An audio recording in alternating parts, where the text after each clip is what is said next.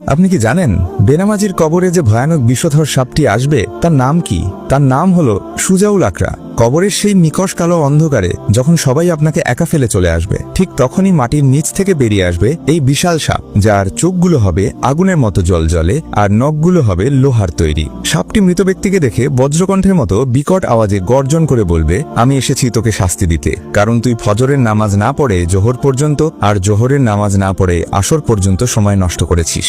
এরপর সাপটি তার লোহার নখ দিয়ে মৃতদেহকে এমনভাবে পেঁচিয়ে ধরবে যে শরীরের হাড়গোড় সব চূর্ণ বিচূর্ণ হয়ে যাবে। হাদিসের বর্ণনায় পাওয়া যায়, সেই সাপ একবার ছোবল মারলে তার বিষের তীব্র যন্ত্রণায় মৃতদেহ 70 হাত মাটির গভীরে ঢেবে যাবে। বেনামাজি ব্যক্তি যন্ত্রণায় চিৎকার করতে থাকবে, কিন্তু আফসোস, তার সেই আর্তনাদ দুনিয়ার কোনো মানুষ বা জিন শুনতে পাবে না। প্রিয় ভাই ও বোনেরা, দুনিয়ার সামান্য সাপের ভয় আমরা সহ্য করতে পারি না, তাহলে কবরের সেই ভয়ানক সুজাউল আকরার ছোবল কিভাবে সহ্য করব?